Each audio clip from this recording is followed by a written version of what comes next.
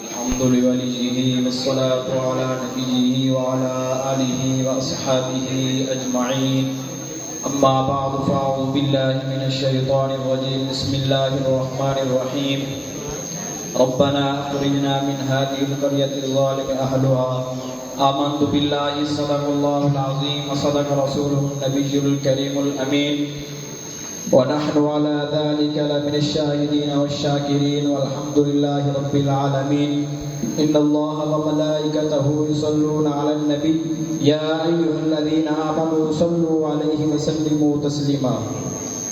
تمام حضرات مل کر پڑھیے الصلاۃ والسلام علیک یا سیدی یا رسول اللہ، الصلاۃ والسلام علیک یا سیدی یا حبیب اللہ وعلی آلک واصحابک یا سیدی یا خاتم النبیین.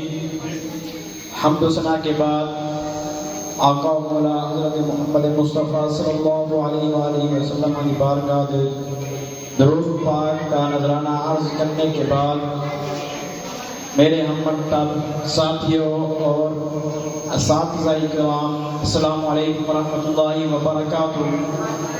آج کا جو میرا موضوع ہے وہ پاکستان کے مخالفین کے بارے میں ہے. جناب صدر، آج کچھ ممالک پاکستان کے بارے میں یہ کہتے ہیں کہ یہ امن پسند نہیں ہے. میں ان کو یہ کہنا چاہتا ہوں کہ تم اپنی ہسٹری پڑھ کر تو دیکھو. جب ورلڈ وار 1 ہوئی تو اس کے اندر 74 لاکھ تمہارے لوگ ہلاک ہوئے. تم اس کو نہیں دیکھتے، تم آج مسلمانوں کو دیکھتے ہو. جب ورلڈ وار 2 ہوئی تو اس کے اندر تمہارے 4 کروڑ اور 34 لاکھ ہلاک ہوئے. آج تم مسلمانوں کو کہتے ہو کہ تم امن پسند نہیں. مسلمان تو وہ ہیں اگر کافر کی بیٹی نبی کے ساتھ کے اوپر آ جائے تو نبی اس کو عزت دیتے ہیں. تم تو وہ ہو مسلمانوں کی بیٹی کو مسلمانوں کے ملک سے اغوا کر کے 86 سال کی قید سناتے ہو.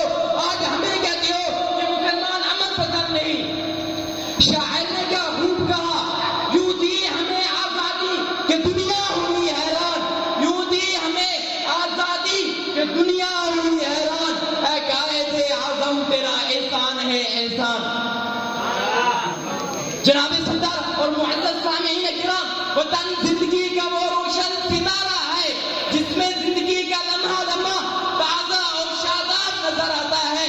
وطن وقوع میں توڑتے ہوئے اس احساس کا نام ہے جو مقصد حیات کی طرف گامزن رکھتا ہے.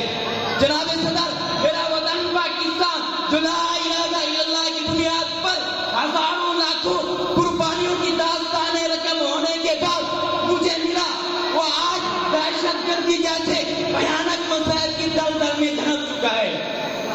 ایک طرف ہمسایہ ملک بھارت جو میرے ملک کی شاعرت بلوچستان کی علیحدگی پر تلا ہوا ہے، اور دوسری جانب مغربی اقوام کی بدماش جو میرے ملک کے نوجوانوں کو انہیں کے ہاتھوں پورا کرنے میں مصروف ہے.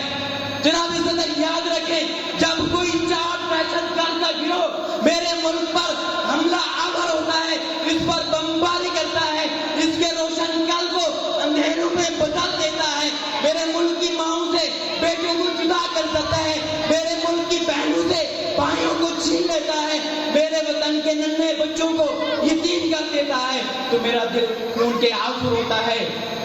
لیکن جناب صدر، میرا حوصلہ اس وقت بلند ہوتا ہے جب میری قوم کے افواج کے سپاہی اپنے سر پہ کفن اوڑھ کر اپنے امام بڑے خون سے وضو کر کے جہاد جیسی عبادت ادا کرنے کے لیے یہ للکار بلند کرتے ہیں کہ ستم گرا ہنر آزمائے، ستم گرا ہنر آزمائے، تو تیر آزما ہم جگر آزمائے. جناب صدر، میں سوچتا ہوں کہ اس محفل میں دیکھتی آنکھیں اور سنتے کان موجود ہیں، اور آپ کو 1947 کے پاکستانی اور آج کے پاکستانی میں واضح فرق نظر آ رہا ہوگا کہ 1947 کا پاکستانی وطن کی آزادی کو اپنی آزادی سمجھتا تھا، لیکن آج کا پاکستانی رہتا تو پاکستان میں ہے، جب اس پر مشکل وقت آتا ہے تو اپنی آزادی یورپ جھوکے کے اندر سمجھتا ہے. جناب صدر، میں یہ کہنا چاہتا ہوں کہ 1947 کا پاکستانی بندوق کے آگے کہتا تھا لا الہ الا اللہ محمد رسول اللہ، لیکن آج کا پاکستانی جب پاکستان پر مشکل وقت آتا ہے اور چند کڑکتے نوٹ دے کر اپنے ایمان کو بیچ دیتا ہے. جناب صدر، میں یہ کہنا چاہتا ہوں کہ 1947 کا پاکستانی اپنی آزادی کو، وطن کی آزادی کو اپنی آزادی سمجھتا تھا، لیکن آج کا پاکستانی وطن کی آزادی کو اپنی آزادی نہیں سمجھتا، بلکہ ون ویلن اور اپنے موٹر سائیکل کے سلنڈر کو پھاڑ پھاڑ کر چلانے کو اپنی آزادی سمجھتا ہے. معزز سامعین کرام اور جناب صدر، میں اپنی تقریر کا اختتام کرنے سے پہلے چند اشعار پیش کرتا ہوں. یوں دی ہمیں آزادی کہ دنیا ہوئی حیران، اے قائد اعظم تیرا احسان ہے احسان، اے مسلمان تیرے آواز سے ہے تیرا پریشان ہونا، وگرنہ مشکل نہیں مشکل کا آسان ہونا.